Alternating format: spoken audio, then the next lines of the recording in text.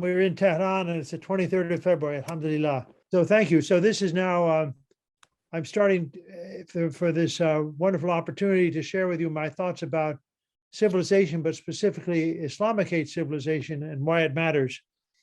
So I have several slides, and I will try and do this without too many pauses, but also with enough explanation so that those who watch can understand.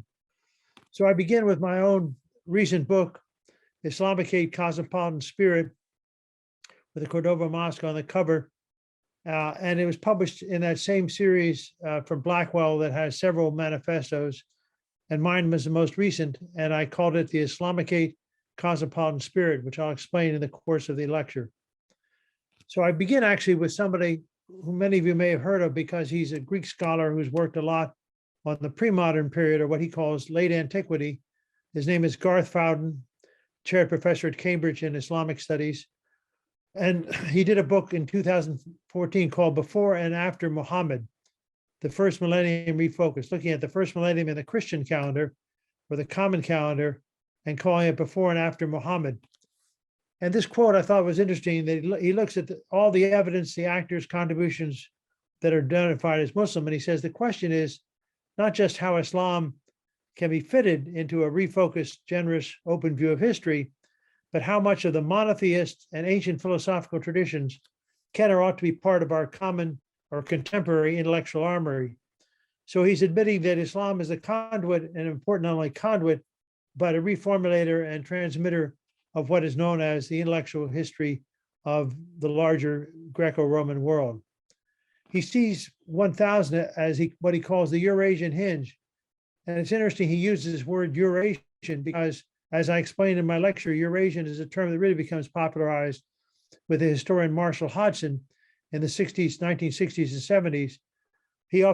Hodgson talks about the Eurasian or Afro-Eurasian hinge in the ecumene or ecumene. But here is found, without acknowledging Hodgson, simply saying there's the Eurasian hinge that witnesses a maturation of Islamic, he calls it Islamic rather than Islamicate civilization.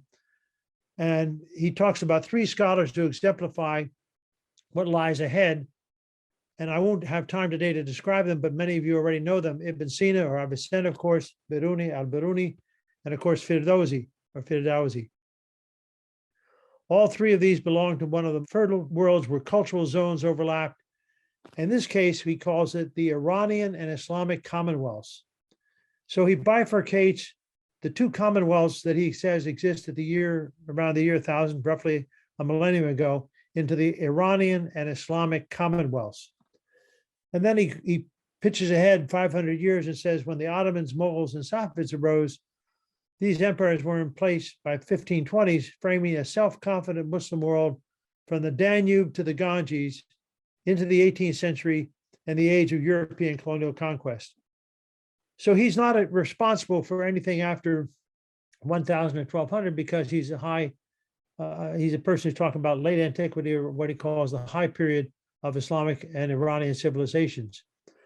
But his reference to a self-confident Muslim world, without identifying a civilization, but a self-confident Muslim world from Danube to Ganges, anticipates what this scholar Shahab Ahmed later calls Balkans to Bengal complex. But what it omits, and what I think is crucial, is what Marshall Hodgson calls the gunpowder empires. Of course, the Safavid and the Ottoman, but also the Mughal, or what Hodgson prefers to call the Indo-Timurid Empire. Fowden does not define the category or keyword civilization. He only mentioned it once. He prefers the notion of parallel, overlapping commonwealths.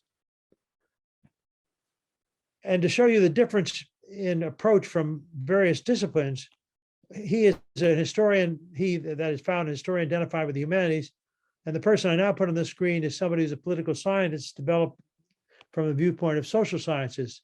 And for Katzenstein, he teaches at Cornell University. There's no doubt that there are civilizations, and the only question is how many and what is their interaction and impact. And he calls it civilizations in world politics. And he even notes that there are older versus newer theories of civilization, so that there are 6 processes, he calls them: America, Europe, China, Japan, India, and Islam. Notice he has omitted Iran now. He's combined Iran within Islam and compared them with India, Japan, China, Europe, and America.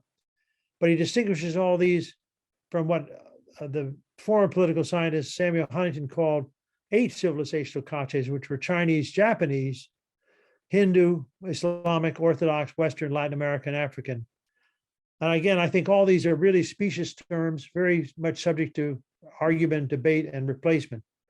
And one of the persons who's debated and replaced them is the Finnish scholar ARNASON, Johan Arnason. He's Finnish, but he's been teaching in Australia for the last several decades. And he thinks that civilization can be either a minor or a major category, but in every case, it's a crucial category in global history. And for him, the formulator, the person who is responsible, is not somebody from Greece or Rome, but somebody from the Maghreb and Al-Andalus, Ibn Khaldun, whose Muqaddimah I'm sure all of you know about. And it's Ibn Khaldun whose notion of Umran, or global civilization, highlights a discontinuous development of human abilities that lends itself to comparison with Durkheim's concept of the human being as a product of civilization. And then he adds in parenthesis, which is his explicit reason for accepting Kant's definition of sociology as a science of civilization.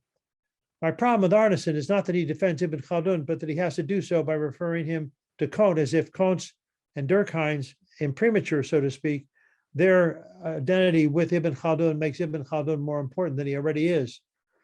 And I just quote briefly from a whole set of essays, too much for me to manage even in a brief slideshow here, by Lutfi Sunur, Turkish scholar, on debates on civilization in the Muslim world. This came out from Oxford University Press 2016 under the rubric of Critical Perspectives on Islam and Modernity. And again, without referring to all the references, which don't always agree with each other, but they make a common point that Ibn Khaldun is the crucial focal point for all the debates about social order and societal formation. And while it's more and more popular to refer to his theory while looking for an alternative meaning cluster for civilization, it's possible to observe that even in the change, you can notice even the number of publications which have increased about Ibn Khaldun. But what Lutfi Sunnar says, and I agree with him, that these researchers are mostly part of an anachronistic approach that searches for some modern concepts and interpretations in Ibn Khaldun's thought. In other words, instead of beginning with Ibn Khaldun and understanding him in his own terms, it's to see how he compares with modern thinkers and how he prefigures or prepares the way for them. And I counter this with Hodgson, whose 3-volume The Venture of Islam talks about Ibn Khaldun, but instead of saying he's a precursor to something modern, it says that he is somebody who really saw Islamic history as a viewpoint for talking about any civilization, including Western civilization. The person who's best known for writing about Ibn Khaldun in recent times is Robert Irwin. And he again tries to say Ibn Khaldun is important because he anticipates modern thinkers. Some of you may know Irwin because he wrote a book back in 2008 called Dangerous Knowledge about Orientalism and its discontents. I won't go into that book, except it was very popular and very widely cited in many places. But he did write a more recent book, now 4 years ago, called Ibn Khaldun, an Intellectual Biography, where he looks at Ibn Khaldun across time, and he looks at this particular summary or mukhtasar of Ibn Khaldun's Muqaddimah that was done from Princeton Press, where I gave the new introduction in 2002 with the translation by Franz Rosenthal and the abridgment by N.J. Dawood. And in this book, what he tries to say, Irwin tries to say, is in Ibn Khaldun is related to philosophy, theology, and jurisprudence, all of which is true. But then he says you can see his importance because it coincides with cyclical theories of history from Polybius to Vico to Spengler, in other words, Greek, Italian, and German precursors, and notes cities, including the world city, as the last phase of settled or effeminate civilization. Now, the problem with Irwin's analysis is it always goes back to Western sources, whether they're ancient or modern, and the modern source is Toynbee. Toynbee's 12 volumes. I've not read all 12 volumes, but I certainly have read parts of all 12 volumes that were published from 1934 to 1961 over a period of a quarter of a century, where he looks at civilization but never analyzes it as a category of historical analysis. And Irwin looks at this and says, Toynbee, although he was a generative scholar, he did not go beyond description or interpretation to analyze some of his key terms. And he says he was followed by people like Gibb, Hodgson, Harani, and Gellner. But in all this discussion of over 200 pages, he never mentions the word umlan or comments on Rosenthal's translation in 1967, which had been criticized by Gibb and also later by Aziz al-Azmi. Hodgson himself had asserted that the Muqaddimah in Ibn Khaldun is the best introduction to Islamicate civilization ever written. He didn't say it was a precursor to sociology or that it has to be compared to other philosophers, but Mohsen Mahdi, who was also a colleague of Hodgson's at Chicago, says that Ibn Khaldun promoted not just a philosophy in history, but a particular view of civilization as a category of analysis. And this is what Shahab Ahmed critiques. Shahab Ahmed, who's written a book called What is Islam? The Importance of Being Islamic in 2016. It is a picture of Shahab Ahmed. He says in this book, What is Islam? The Importance of Being Islamic, that in effect, there is not a notion for civilization that can be defended. He uses a deconstructive theory to show that there's a cosmopolitan perspective that must replace civilization. So I have great respect for Shahab Ahmed. I've often used this book, What is Islam, in the last 6 years. But the problem I have with it is that he takes a very strict linear view of history, pretext, text, and context, and he dedicates it to his parents, which I think is fine. I've dedicated a book to my father and also mentioned my mother in praising her for things that she's helped me to try and understand. But he does this in a rather strange way. He says, for my parents, who raised me in the Islam of their cosmopolitanism and in the cosmopolitanism of their Islam. So even though I'm going through things rather quickly, this really relates to my own approach, and what was the source for my manifesto is Islamicate cosmopolitan spirit, that you have to define cosmopolitan. But he doesn't define, that is Shahab Ahmed, who writes over 700 pages on everything to do with Islam and civilization and culture and religion, but he never identifies what is cosmopolitan. And I think it's absolutely crucial. And Ahmed Khattab Mustafa, some of you may have heard of, who is a very prominent scholar, used to teach in Missouri at Washington University in St. Louis, and now has been at the University of Maryland for the last 10 years. Ahmed Khattab Mustafa notes, and this is a book that he wrote over 18 years ago, a chapter rather in a book he wrote over 18 years ago, that he prefers civilization to culture or religion because it's a more inclusive category. But Ahmed criticizes him, saying that he makes civilization nominal, not a substantive differentiation from culture. I disagree. I think that Khattab Mustafa's manifesto, which I don't have time to analyze fully, but just to say that he agrees with my analysis that the civilization itself is irreducible from culture, but the culture itself is expanded, or as I say, writ large over time and space by the use of the term civilization. And we both go back to Whitehead, as does Arnason. And Whitehead, the famous Oxford and then Harvard philosopher, said that without metaphysical presupposition, there can be no civilization. Or to put it differently, every civilization has to have a metaphysical substratum, without which you cannot have anything that projects and talks about civilization.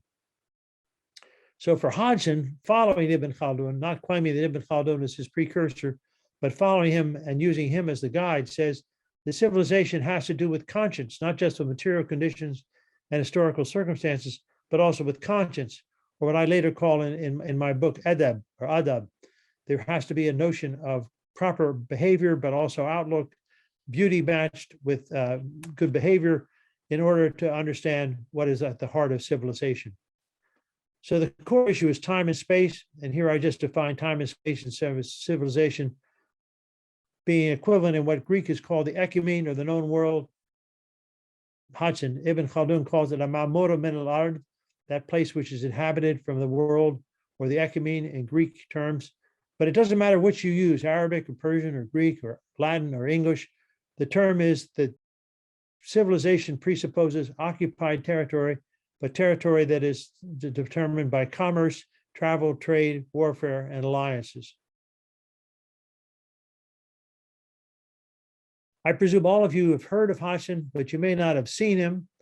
Frankly, I've never seen him, never met him, never studied with him, but I've taught him for over a few decades now, I taught his wonderful 3 volumes, The Venture of Islam.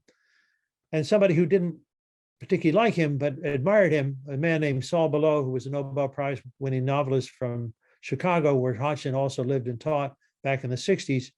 He wrote a book, Bellow wrote To Jerusalem and Back, where he described Hodgson as soaked in his subject, thoroughly pedantic, had no informal manners, serious everywhere, at once earnest, theoretical, high-minded, and stubbornly virtuous. Well, those are kind of mixed qualities, but I like the fact that he was high-minded and stubbornly virtuous, and it certainly shows up in the way he writes The Venture of Islam as conscience before history, but conscience coupled with history in a world civilization with Islam at the heart of it. And he takes the classical age, or what he calls the formative period, the next period, which he prefers to say the middle instead of the medieval or pre-modern period. He lets the middle period stand on its own in volume 2, which for many people is the high point and the strongest part of the 3 volumes that he writes, beyond the initial part, which is the formative, and the further part, which is the modern, is the middle part, which for Hodgson can and should stand on its own as a reckoning of the greatness of Islamicate civilization. But then he does deal with the modern period, the gunpowder empires. As I mentioned before, they're the Safavid, Ottoman, and Indo-Timur or Mughal in the 3rd and final part. And of course, he has Persian miniatures that adorn, he didn't have it, but Chicago Press, which published it, had Persian miniatures adorning each of the 3 volumes of The Venture of Islam. I have been going fairly quickly, and I want to linger now for a minute, which may seem like a long time because I've been clipping through these slides very fast, but I want to linger on this. I want to preamble it by saying that this is not my map. I'm sharing it with you, but it comes courtesy of Professor John Woods, who is now retired from teaching history after almost 4 decades at the University of Chicago. And John Woods and I have known each other for a long time, going back to the 1960s. And when I told him I was writing a manifesto on Hodgson and specifically calling it the Islamicate Cosmopolitan Spirit, he said, I'll send you my maps.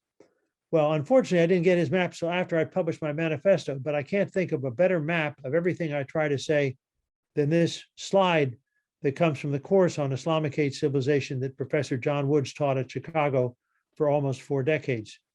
So he calls it the spheres of Islamicate studies. And I just want to linger on this for a moment because in the different colors, and the shades, and the numbers, the Roman numerals, he outlines the way in which one can think about the entire known world, or the ecumene, or oikumene, as Hodgson calls it, or ma'moda min al-ard, as Ibn Khaldun calls it, as having the shadow of Islam, the influence of Islamicate actors, empires, institutions, communities, well-being, and conscience throughout history. So going back, and I think if you get nothing else out of the talk I've given today, and you understand that I agree with not only Professor Woods, but also with Hodgson and others who say there is no such thing as the Middle East. Of course there is in contemporary diction. Of course there is in popular culture. Of course there is in political analysis. But in historical terms, the real name for what people call the Middle East is Western Asia. So here is Western Asia as the first place on a map of Islamicate spheres, or spheres of Islamicate studies. And then you have Iran and North Africa developing at almost the same time as the 2 flanks, the one flank that goes out across Al-Maghrib and into Andalus. These are terms not that he uses, but Hodgson uses, across North Africa, Spain, at the same time as into Iran and Caucasus. And I asked him, why didn't he not include Iran and Caucasus as second, and North Africa and Spain for? He said, because it's a contest between, at the same time, the development at the same time, but the actual development of an Islamicate sphere of influence as a fully developed independent empire takes place in North Africa and Spain slightly before it does in Iran and the Caucasus. But what he says is crucial is that Iran and Caucasus is the spinning point, is the, if you will, the arc that allows it possible for developments both to the northwest in Anatolia and the Balkans. This is the spread of Islamic rule and Islamicate civilization in Anatolia and the Balkans at the same time in South Asia. So while there may be a debate between whether Iran should come before North Africa, or the Maghrib before Iran, or vice versa, there's no doubt that Islam as a centralizing force, as a guiding spirit of collective development, influenced both the northwest and the southeastern parts of Asia at almost the same time. And then you get these further developments. So you have 2 4s, no 5. But then you have 6 as Central Eurasia, going up into the Caucasus, beyond the Caucasus, up into Central Eurasia, and almost the tip of what is known as Ukraine today. And then you have, as later developments, West Africa, East Africa, and the Indian Ocean, and Southeast Asia. And then down in the far left-hand corner, you have something called the Islamicate diaspora, which accounts for developments in Western Europe and the United States that go beyond my talk for today. I won't spend long on this. These are just books. Many people find Hodgson, The Adventure of Islam, difficult to read or to teach or to understand or to cite. I've been able to cope with it because I've translated it myself into more simple language when I've dealt with undergraduate students. But there's also other people who've just done excerpts from Hodgson. And one of them is Burke in this book called Rethinking World History, which came out in 1993, Essays on Europe, Islam, and World History.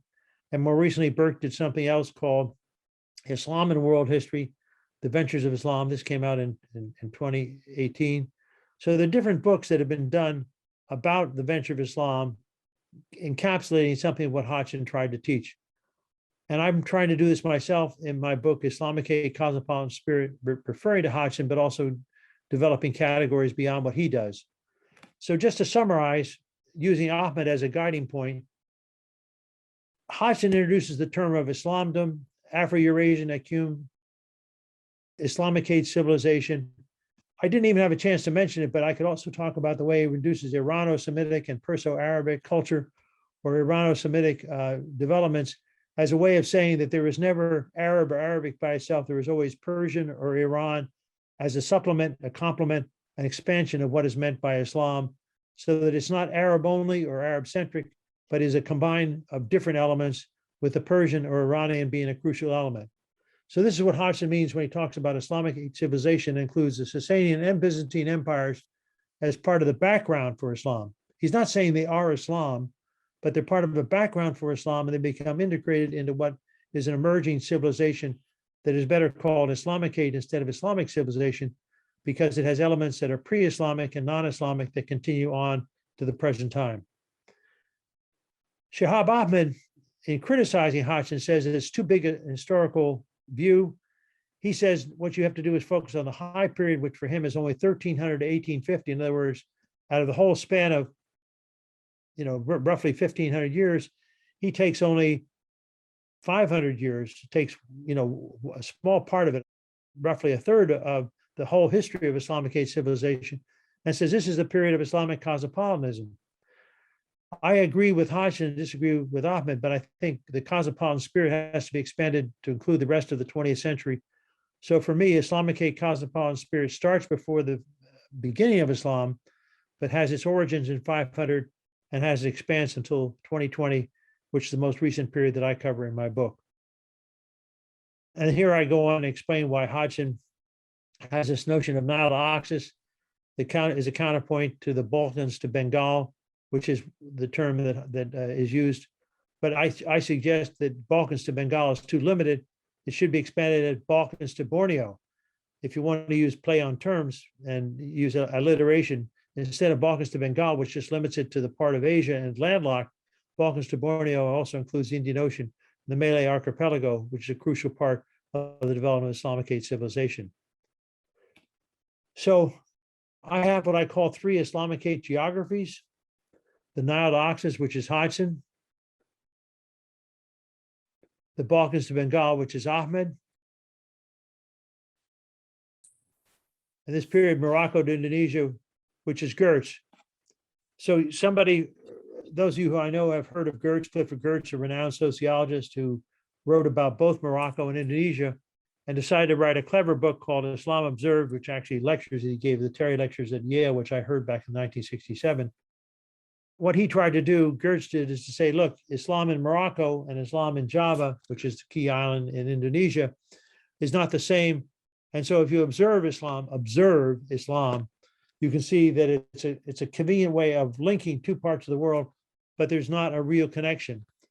And of course, many people, including myself, criticize it, saying real for Gertz means a cultural connection, which collapses Maghrebi into Japanese culture. And of course, you can't do that. So Islam is culturally defined differently in Indonesia than Morocco, but that doesn't deny an underlying Islamicate identity. And when Gertz later wrote a review of Hodgson's book, he said that Islamicate civilization is a more accurate way of talking about the triple, or what he calls the two ends of Islamicate civilization, the one that's in the far west in Morocco and the one that's in the far east in Indonesia. So I'm well aware there are flaws in Hodgson.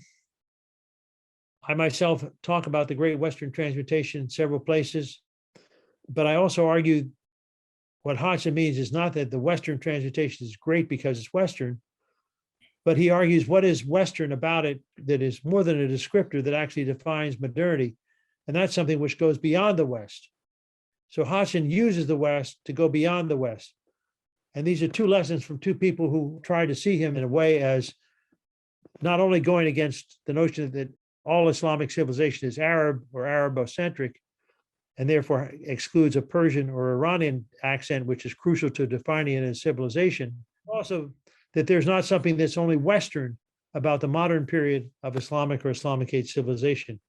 So this is the way in which Salvatore tries to define it by saying there's a kind of knowledge that's dependent not on a Western difference, but on a re-articulation of power gaps within society.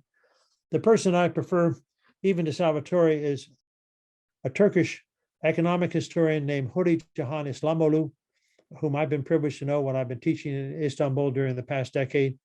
And here's a picture of her in a Delhi conference in 2014. She did a magnificent essay, which I commend to all of you if you have never heard of it, the Wiley Blackwell Companions to World History. There is an essay by her on Islamicate world histories. Can we write world histories that are genuine world histories? In which she asked the question that Hodgson asked, and she, of course, was a student of Hodgson, so she can ask it with even more authority than I. She says, a genuine rethinking of world history means transcending the binaries of West and East, or West and non-West, or Europe and non-Europe, or pre-modern and modern, which is why Hodgson never likes to use the word pre-modern. He prefers the period to talk about formative, middle, and modern, instead of pre-modern, modern, or medieval and modern as categories of time. Because he wants to question the identity of modernity with the West, while all institutions that seem to emerge from Western history represent universal attributes of modernity, when in fact, that is not the case. For Hodgson, in fact, all regions throughout Eurasia, a term he prefers, Eurasia or Afro-Eurasia. I start out with a slide showing how Garth Fowden, who doesn't cite Hodgson by name, still likes the term Eurasia, which Hodgson popularizes in his book, 3 volumes, The Venture of Islam. And there, Hodgson argues that all the regions throughout Eurasia, from Europe all the way to the end of Japan, have been involved in historical process of modern transformation. And it's these processes that constitute social, political, and economic practices. So the key question is how are specific trajectories that come from different parts of the world at once contingent and consequential, not derivative and dependent. So I've almost finished my slideshow, and I wanted again to linger on a map.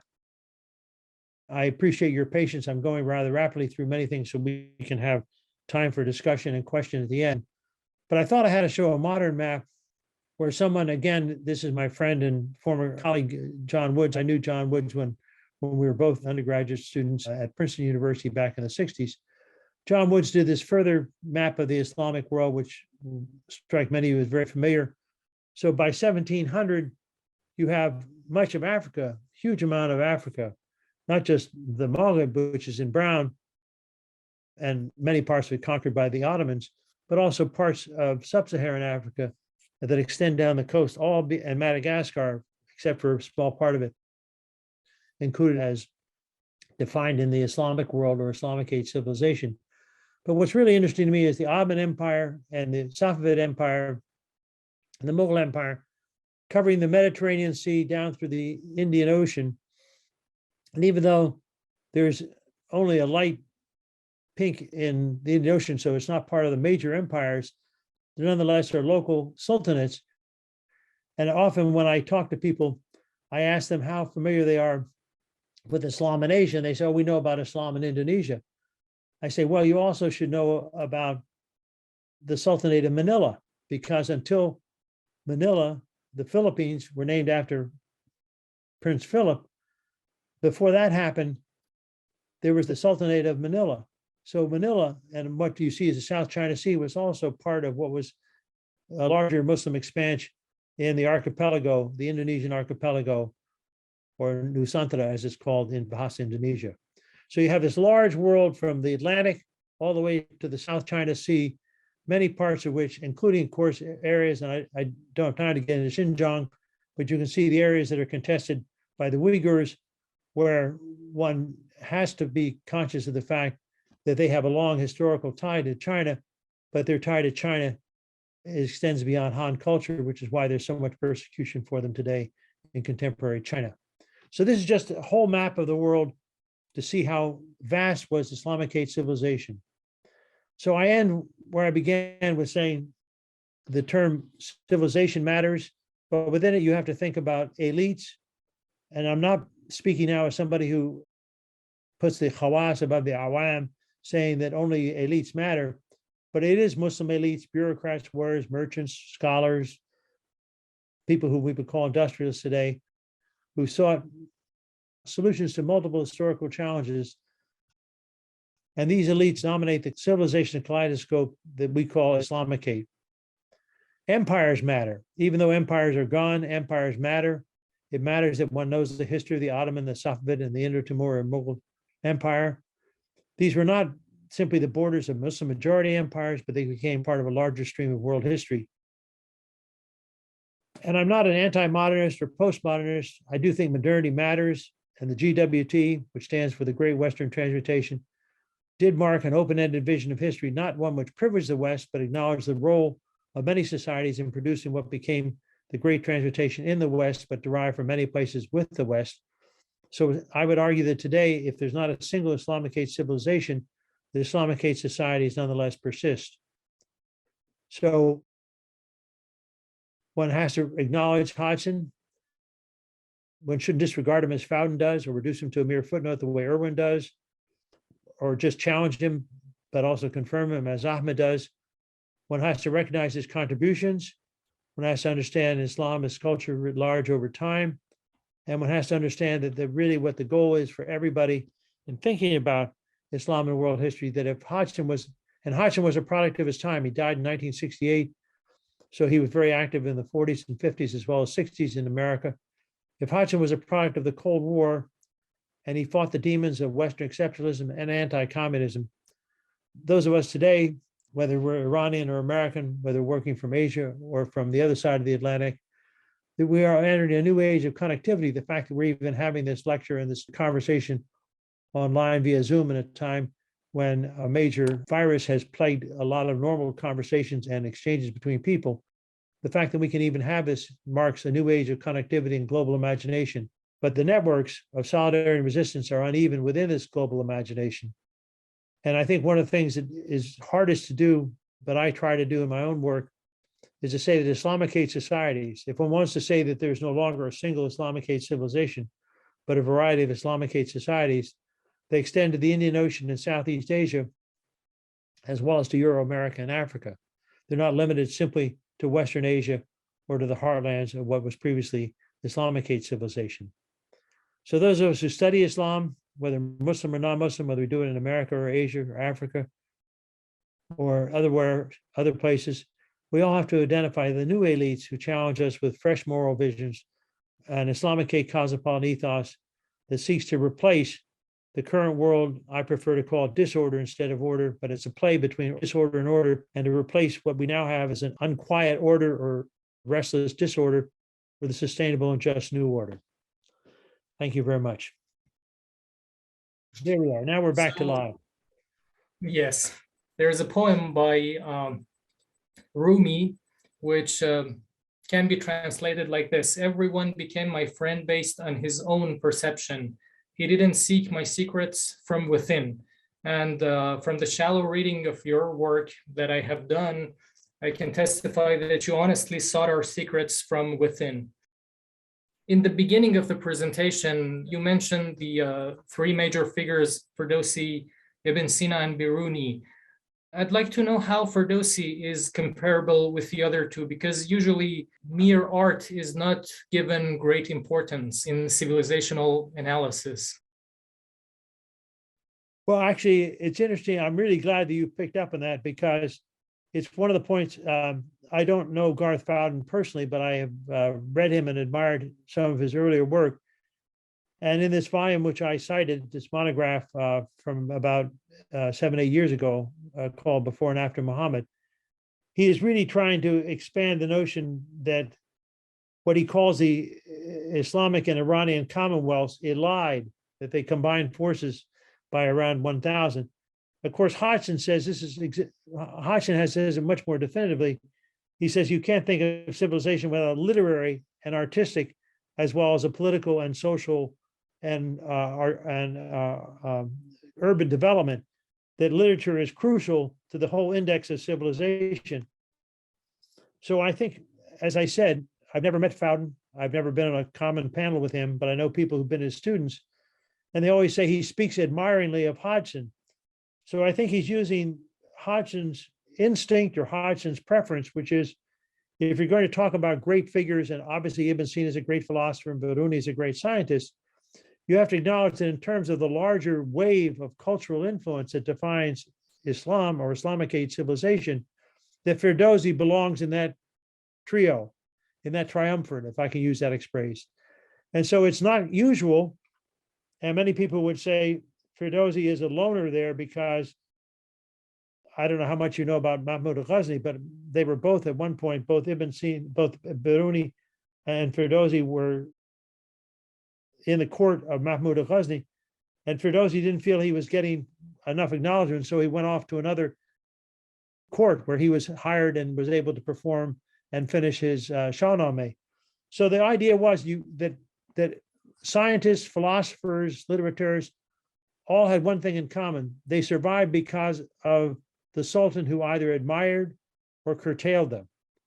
And I think what's marvelous about including Ferdowsi there is that he was himself patronized. Saadi, if you look at some of the Gulistan and the Bustan of Sheikh Saadi, he always dedicates it to a sultan. So that you don't have any production. You don't have what we would call today elite production, whether it's literary, philosophical, or scientific, without the common core of a dependency on a patron who not only employs you, pays you, but also limits you, and you in response have to dedicate your writing or your scholarship or your achievement to that patron. So by the standard of patronage, I think Fowden has made a very apt point that Ferdowsi belongs in the same circle of patronage, production, and cultural influence as Ibn Sina and also Biruni. So I agree with you that it's unusual, but I applaud the difference. And of course, seeing that I've just add quickly, seeing as I do that Nadia's on here, I have to say it's too bad he couldn't make it for a quadrivid and include Farabi. And do you think it's a coincidence that Ferdowsi didn't have a very good ending? Because I think it's generally accepted that he wasn't patronized as well as the other scholars or scientists, and he died alone, and when he wasn't under the protection of the court. Yes, and that he didn't enjoy a great prosperity. That it's sort of one of the ironies of time that you quoted Rumi about the secrets from within, that all the great spiritual zest that the Ferdowsi had has really been posthumous. It's been raised by his successors and not by people who even the people who admired him and supported him his lifetime could not overcome the distress and the disappointment that he had. And you might say that it's one of the ironies, and of course, one of the ironies that there are other people who enjoyed success that we've now forgotten about, who lived as contemporaries of Ferdowsi, where he himself is one of the great icons of world history, not just Islamicate or Iranian civilization, but the larger arc of world history and literature. Ferdowsi remains one of the one of the central people across all millennia. There are some efforts for reviving the Islamic civilization in the modern times. Putting grotesque extremist efforts aside, there are modernized aspirations in Turkey, Iran, Saudi Arabia, etc. In your omnidirectional view, are these efforts considerable, or they are simple-minded efforts and the height of that era has ended? Well, I must say, it's a wonderful question. Not only wonderful because it has so many different points to it, but wonderful because it recognizes that there's a huge difference between the notion of civilization and what it means and why it should be retrieved and expanded today in those countries that were just mentioned, in Turkey, Iran, and Saudi Arabia. I must say, I can't speak about, I have been to Saudi Arabia, been to Saudi Arabia 6 times, but I can't speak so much about the development of Islamic or Islamicate civilizational studies in Saudi Arabia. But of course, it has begun in earnest, and it is true in many parts of Iran today. And I haven't been to Iran since 1998, so I can't speak about the last 2 decades in Iranian history. But I can speak firsthand about Turkey because I have been teaching in Istanbul since 2011, so for a decade now. And I've been teaching something that's called, actually, this does relate to Iran very much in a kind of curious way. I teach at a place called the Alliance of Civilization Institute. And it's near the Suleymaniyye Mosque. For those of you who know Istanbul, it's near the great complex in modern day Istanbul known as the Suleymaniyye Mosque complex. And I've taught there for almost a decade now, and I teach HODGSON, but what's more important is I teach in something that is Ibn Khaldun University. So there's a university called Ibn Khaldun University. That itself is new. That is only 5 years old, that there's this thing called Ibn Khaldun University. And within it, there is something which has been longer in existence, been 15 years in existence, called the Alliance of Civilization Institute. But the Alliance of Civilization Institute, as many of your listeners and viewers must know, is really the outcome of Khatami, a speech that Khatami, when he was the prime minister of Iran, was going to give to the UN General Assembly, and it was scheduled for September 12th, 2001. So it was scheduled the day after September 11th. And I have often said that I think it's more important to note the what happened after 9/11 than what happened on 9/11.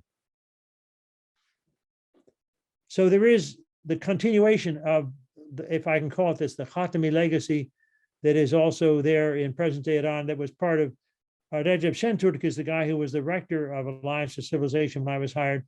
But also Erdogan more generally has thought about civilization as something that's crucial not only to the Ottoman, but to the modern identity of Turkey. So I think civilization, and I mentioned the Lutfi Sinar volume, which is a counterpoint to saying civilization studies can't be preempted as only part of a Western hegemonic process, but also something that comes within the Muslim world and comes from various Islamicate institutions. So my answer is, it's not died out. It has been recognized in some parts. It's an ongoing enterprise, and I think I'm most encouraged by the Turkish students. Actually, they're in Turkey, but many of them come from elsewhere, from Central Europe, even from Russia. One of my bright students is from Russia, from Leningrad. And there's also students, of course, from India that I have when I teach in Turkey. As I understood, you said you visited Iran in 1988. Am I right? Not 1998. There was a conference. I think Khatami was still the prime minister. I'm trying to remember where the conference was. It was in Tehran, and it was a conference on global civilization. And I went there with my friend Carl Ernst, who some of you may know very well, who's done a lot of work on Iranian poetry, especially in Tasawwuf and Irfan. And I went there with Carl Ernst, and I'm pretty sure it was 1998. So I haven't been back to Iran in 22, 23 years. Hope to have that opportunity again. And we would be happy to know your personal take on that experience in Iran. Well, I had a wonderful time because actually I should say that I went with Professor Ernst. Carl Ernst is a good friend of mine, but we also went with somebody who knows Iran even better than either of us, a person named Alan Godless, Professor Godless, who now teaches in Georgia. So he insisted that we don't spend time in Tehran, that we go to Isfahan and Shiraz. And I must say, without any disrespect to either Isfahan or Tehran, that the best experience we had was in Shiraz. So I have great memories of the whole trip, but I remember especially going the tomb of Saadi and Hafiz and paying my respects there, because it's such an extraordinary, even though the modern world has crept up and, you know, changed many places, there's still a sense of that peacefulness, if I can call it that, that pervasive, quiet resolution that you find in the Persian poetic presence in Shiraz. So I like the whole trip, but I especially like Shiraz. As you mentioned, Shiraz and Saadi. Saadi is a curious figure because he saw the end of the Abbasid era, and he has a poem like a requiem about the end of that era. And in that poem, he says, after this era, Islam will not be the Islam that was before the end of Abbasid era. And Hafiz is for after that era, and some people say that there has been a sort of trying not to tell the truth in a frank way in Hafiz, as Saadi was more frank and maybe there were more freedoms before the end of Abbasid Empire. I think that one could argue about who had more or less freedom in terms of their ability to write with or without patronage, but mostly with patronage. But I think where I have my major resting point is that it's in the 13th. I mentioned Shahab Ahmed, and his book is, I don't know how many of your viewers or people participating have read that book or read things about it. But my major problem with it is not that he doesn't mention Rumi and Saadi along with Hafiz, he does, but he says that the high water part of what he calls Islamic civilization, because he refuses to use the term Islamicate, the high water mark is 1300 to 1850. But both, as you know, both Saadi and Rumi are products of the 13th century. So I think there's already, I would argue, because even without Nadia's interventions, which amplify Farabi, I would argue that going back to the 9th century, that there already is a kind of intellectual fermentation, a development of a new idiom of thinking about life and doing it above all in philosophical, but also literary and poetical terms, that already begins in the 9th century, and that there are people who are attempting to express the deep notions of ishq, if I can use that term, of not merely love, but the passion that drives human beings to seek something beyond themselves, that is already evident in early periods. And yes, there's always the tug of war between those who are the rulers and those who are the ones who are benefiting, or at least depending on their patronage. But I would argue that the cluster of all these great names that have now come down and have given us a legacy of untarnished greatness, that has survived despite the limits of rule, despite the political power, which always has to be in its own self-interest. I'm not an antinomian or an anarchist. I don't think that all rule is bad and every ruler should be condemned.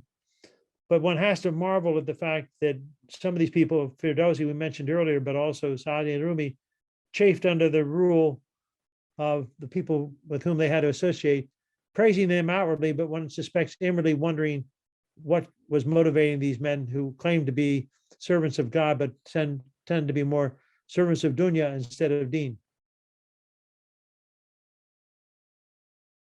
I received the question in the chat, and I think you touched on this a little bit, but the person is asking, what is your opinion about authoritarian aspects in the Islamic civilization?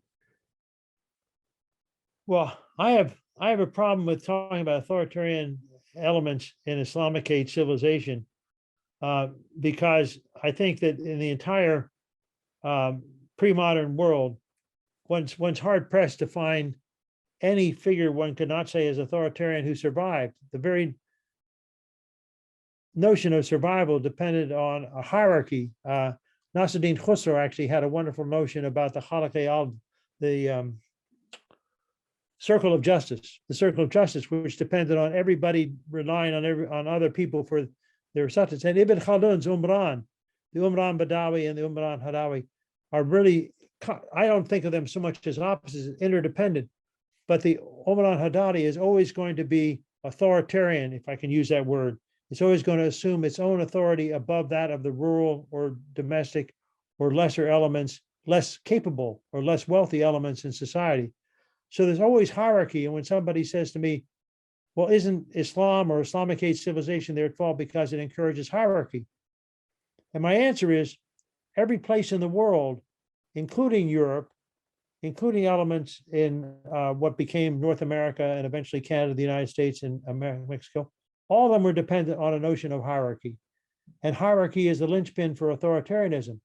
So my problem is not looking for the limits or the problems of authoritarian rule in Islamicate societies, but in a more general world history, which says that if the authoritarian rule or authoritarian ethos is categorically true in all societies, you have heroes who broach or protest or seem to go beyond authoritarian rule, but they never erase it. So even one of my heroes, as some people know who've read my stuff, is the Chishti saint from South India, whose colleague was the poet Amir Khusro. And I'm talking about Sheikh Nizamuddin Badawi, or Sheikh Nizamuddin Aulia, Mahbub Ilahi, as he's known in Urdu, the beloved of God. So he himself always opposed the ruler. He never would let the ruler come to his khanqa, to his place of public patronage. But he also said that the ruler has to define his own realm. And it's not that I disagree with him, it's just that I don't want him in my realm.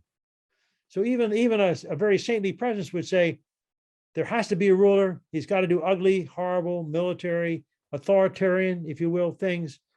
It's just that I don't want my spiritual realm to be contaminated by his presence. So there is this kind of division, but within it is the acknowledgement that these two realms both coexist, that each depends in some sense on the message and the medium of the other. I see interest in the notion of Islamic diaspora that you skipped in the presentation. Could you have a brief talk about that? The reason I think that Professor Woods, who is, as I said, my friend and former colleague from Chicago, that he's right to talk about the Islamicate diaspora is because it's too easy to sort of say, oh, there are Muslim groups that have gone to Europe, gone to Western Europe, to various countries like France and Holland and Netherlands. And I had one of my good students who was at Leuven in Belgium. So there are many Muslims who are both part of refugee communities, but also part of new academic communities in Western Europe, in the UK, and of course in North America. The reason I think the term Islamicate and Islamicate diaspora is better is because the values they hold are not only values that link them to Islam per se, but link them to the whole artistic, literary expression of an Islamicate ethos, which doesn't exclude Islam as religion. Many people say, oh, well, the problem with Hodgson is he didn't like Islam as a religion. I think it's actually misreading that what Hodgson thought and what Islamicate diaspora includes is the notion that Islam is expansive, that it's more malleable, that neither the term religion nor the term culture contain, define, accent the valuable parts of what it is to be part of an Islamdom or the Islamicate diaspora. So I think the Islamicate diaspora, if I can just use one term, which I don't use in my book, but I think it's part of the Anthropocene age. I think we've now moved, and I think we're going to find more and more people, including the younger ones who are listening to our program today, that don't talk about Islamicate versus non-Islamicate or Western versus non-Western, but the Anthropocene age versus all that precedes and follows it. So the Anthropocene age means where human beings collectively are responsible for the entire planet Earth. And that, of course, is a message for the environment, but it's also a message for the spiritual environment, the inner as well as the outer environment, the green world inside as well as the green world outside.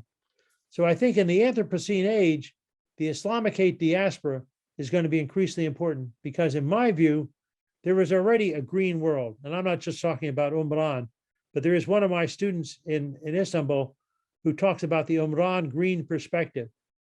And I love that term because Umran means civilization in its whole, but green means the accent of it, which is towards a better, greener, healthier, more livable world. So I think the Islamicate diaspora is a very real and viable part of what we think of today. Thank you so much. It was such a rich session that deserves to be reviewed multiple times. Professor Maftuni. Thank you so much for your invaluable work and your effort. And thank you for mentioning Farabi and my work on Farabi.